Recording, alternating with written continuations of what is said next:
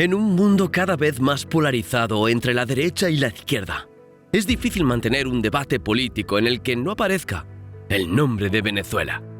Desde que Hugo Chávez fue elegido presidente por primera vez en 1999 y comenzó a aplicar lo que él mismo denominó el socialismo del siglo XXI, Venezuela ha dividido la opinión pública. Mientras que para algunos el país es un símbolo de resistencia al imperialismo estadounidense y una democracia al uso, para otros es un régimen dictatorial que representa el fracaso del modelo socialista. Pasiones políticas aparte, el país ha vivido una de las peores crisis de su historia, con más de 7 millones de refugiados y una inflación que ha fundido el valor de la moneda local. A pesar de este escenario devastador, Nicolás Maduro no solo consiguió ser reelegido, sino que aumentó su poder dentro del país. Y todo apuntaba a que sus planes eran permanecer en el cargo durante muchos mandatos. Sin embargo, algunos cambios en el escenario internacional han obligado al presidente venezolano a convocar elecciones. Y hasta ahora todas las encuestas serias indican que será derrotado por un candidato prácticamente desconocido. ¿Estamos asistiendo a los últimos momentos de Nicolás Maduro y el chavismo al frente de Venezuela? ¿Qué razones han obligado al presidente venezolano a convocar elecciones? ¿Y hay alguna posibilidad de que Maduro acepte la derrota en las urnas? Si quieres conocer las respuestas, permanece atento, porque hoy vamos a hablar de eso y mucho más, empezando por Venezuela y el posible fin del gobierno de Nicolás Maduro.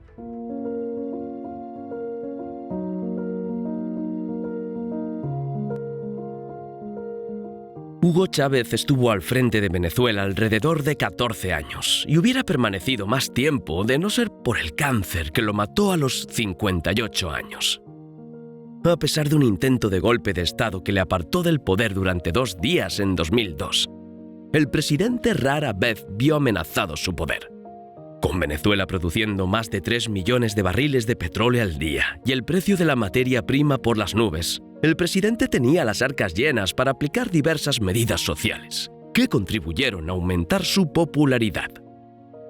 El apoyo popular se convirtió en más poder político y Hugo Chávez y sus aliados llegaron a controlar prácticamente todas las instituciones del país. Además de dirigir eficazmente los poderes ejecutivo, legislativo y judicial, Hugo Chávez siempre ha contado con el apoyo incondicional de los militares venezolanos. También creó la Milicia Nacional Bolivariana, que entrenó y armó a más de 4 millones de civiles para defender al gobierno. Toda esta estructura fue heredada por Nicolás Maduro cuando el presidente Hugo Chávez decidió nombrarle su sucesor a finales de 2012, pocos meses antes de fallecer. Como vicepresidente, Maduro asumió oficialmente el poder el 5 de marzo de 2013, cuando Hugo Chávez fue declarado muerto. Sin embargo, de acuerdo con la Constitución venezolana, no pudo asumir el cargo durante el resto de su mandato y se vio obligado a convocar nuevas elecciones. Las nuevas elecciones se celebraron poco más de un mes después y Maduro ganó, pero con un margen muy pequeño de votos. La diferencia fue de poco más de 200.000 votos frente al candidato de la oposición, Enrique Capriles.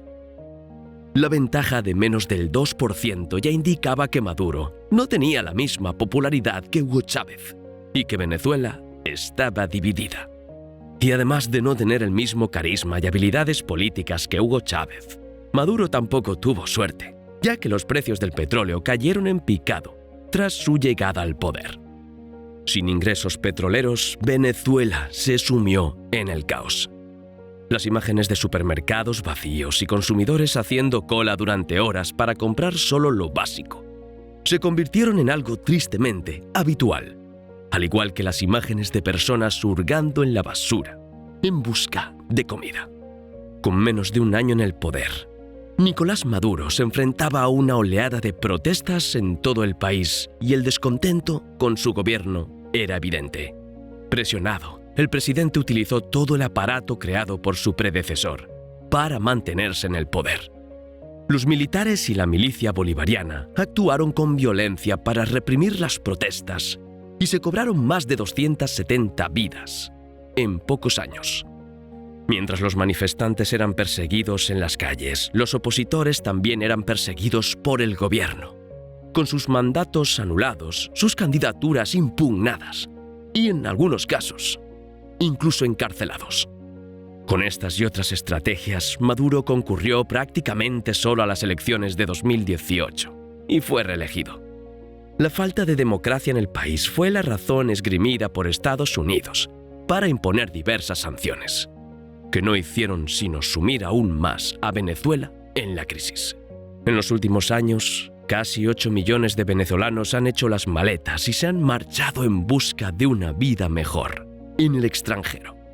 Aún así, en ningún momento Nicolás Maduro ha mostrado el más mínimo interés en dejar la presidencia, o al menos permitir la celebración de elecciones con la participación de la oposición. El escenario empezó a cambiar en 2022, concretamente el 24 de febrero, cuando las tropas rusas invadieron Ucrania. Una de las consecuencias de la guerra fueron las sanciones impuestas a Rusia, que obligaron a varios países a buscar otras fuentes de petróleo. Este episodio marcó el inicio del acercamiento entre Estados Unidos y Venezuela. Pocas semanas después del inicio de los conflictos, el 8 de marzo de 2022, representantes estadounidenses se reunieron en secreto con miembros del gobierno de Maduro en la capital, Caracas. El encuentro, que fue revelado pocos días después, sorprendió incluso a la oposición, ya que hasta entonces Estados Unidos había reconocido al líder opositor Juan Guaidó como presidente legítimo de Venezuela. Sobre la mesa de negociaciones había algunos puntos. Según la propuesta, Estados Unidos se comprometía a eliminar las sanciones que impedían la producción de petróleo en Venezuela. Por su parte, Maduro tenía que comprometerse a celebrar elecciones libres con la participación de la oposición y a liberar a algunos presos estadounidenses detenidos en el país.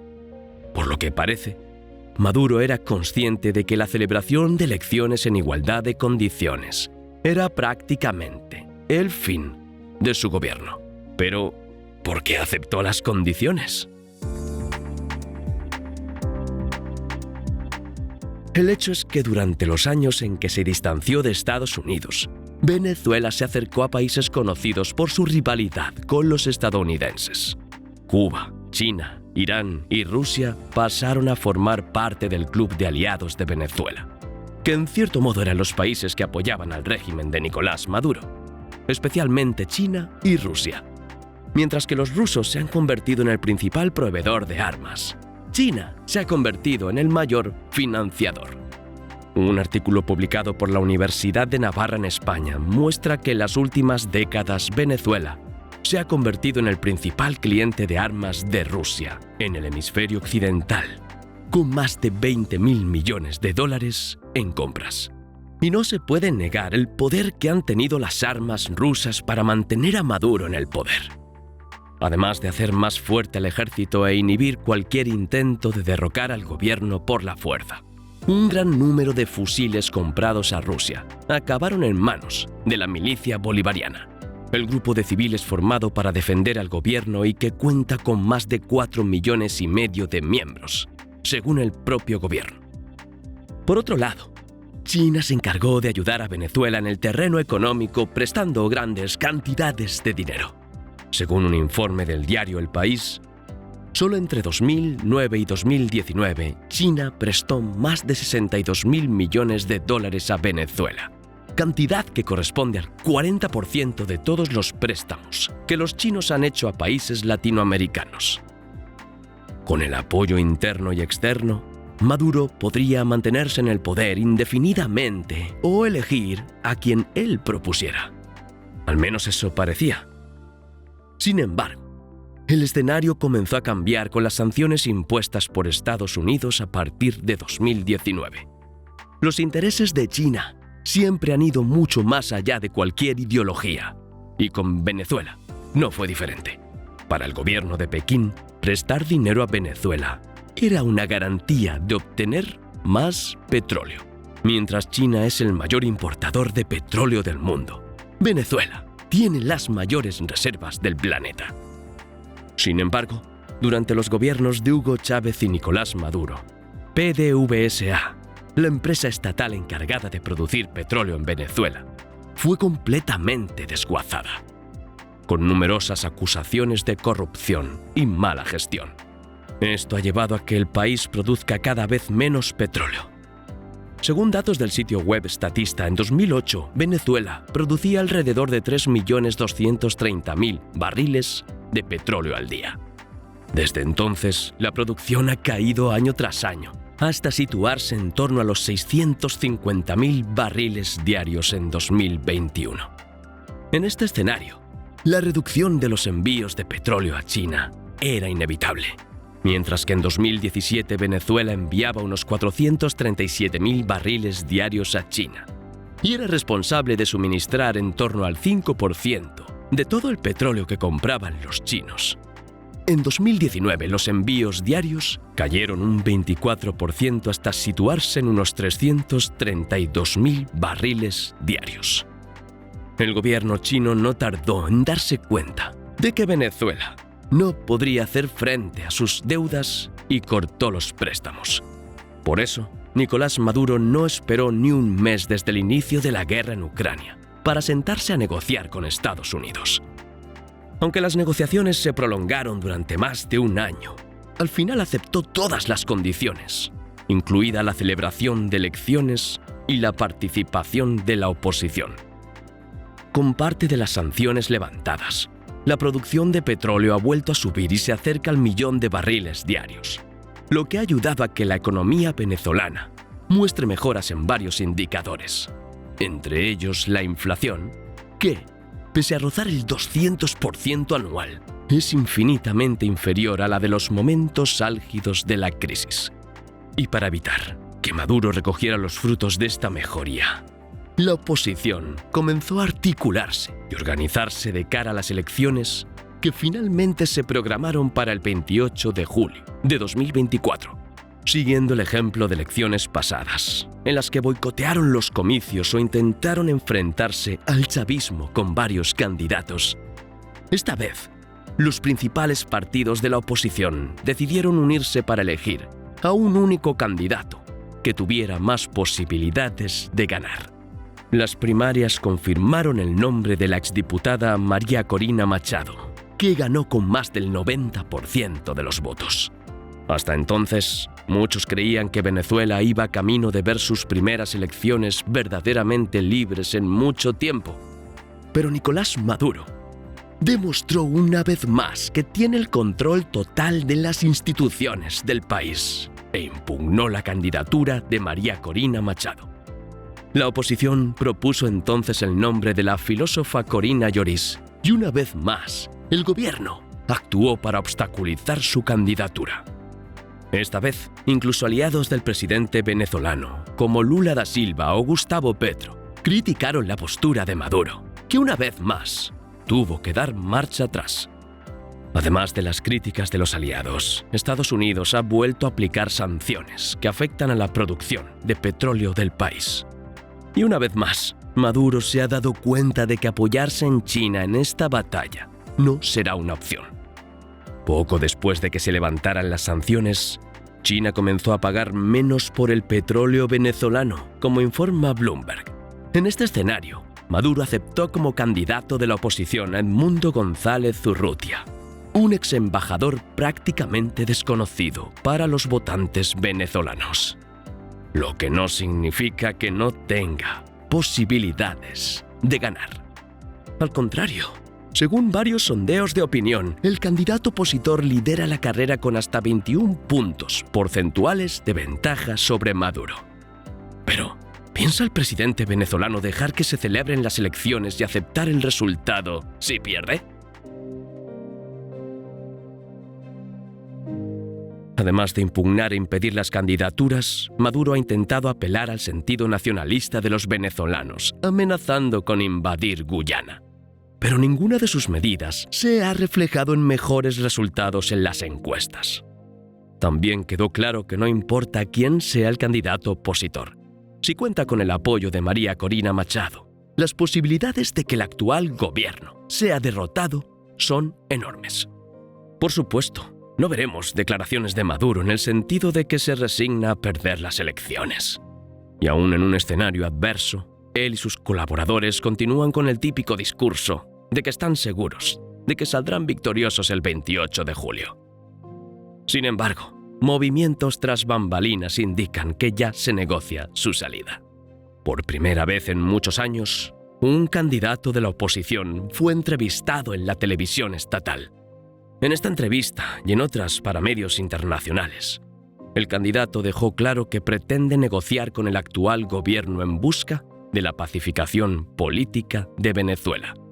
Esto podría ser parte de un gran acuerdo que está siendo cosido por el presidente colombiano Gustavo Petro para permitir la salida pacífica de Maduro del poder. El actual presidente está siendo investigado por la Corte Penal Internacional por presuntas violaciones a los derechos humanos y podría ser condenado por estos delitos. Por los presuntos vínculos de su gobierno con el narcotráfico, Nicolás Maduro figura en una lista de buscados por Estados Unidos, que ofrece $15 millones por su captura. Y a medida que su gobierno se debilita, Maduro puede estar cada vez más preocupado por las traiciones dentro de su propio partido. La inminencia de una caída podría llevar a colaboradores a negociar la cabeza de Maduro con sus enemigos, que son muchos, o incluso intentar un golpe interno para derrocar al presidente y preservar al chavismo en el poder. Sospechas como estas pueden parecer exageraciones o incluso teorías conspirativas. Pero recientemente la justicia venezolana ordenó la detención de Tarek El Aissami, uno de los hombres fuertes del chavismo, que fue vicepresidente de Nicolás Maduro y estuvo a cargo de la producción petrolera durante varios años. La detención del exaliado está rodeada de misterio y hasta ahora lo único que se sabe es que se le acusa de traición a la patria. Por estas y otras razones, hay motivos suficientes para creer que Nicolás Maduro está negociando la retirada de sus cargos y un posible exilio en un país con el que mantiene estrechas relaciones, a cambio de permitir la oposición participar en las próximas elecciones. Si pierde las elecciones, Maduro aún tendrá casi 5 meses para preparar la transición y negociar los detalles que le permitan a él y a sus aliados más cercanos vivir una vida lejos de Venezuela y sin ningún juicio por sus actos. Como estamos hablando de Venezuela y de Nicolás Maduro, todo puede cambiar en cuestión de horas. Pero analizando el escenario hasta ahora y los datos disponibles, parece que estamos asistiendo a los últimos momentos del presidente al frente del país. Para saber si el cambio se materializará y si será para mejor, tendremos que esperar unas semanas más. Y hablando del final de su carrera, Boeing, el fabricante de aviones, también podría estar acercándose al final de su carrera, ya que se enfrenta a uno de los peores momentos de su historia. Si quieres saber las razones, te las cuento en este vídeo que aparece en tu pantalla. Haz clic y nos vemos allí. Muchas gracias por verlo, abrazos y nos vemos en el próximo vídeo.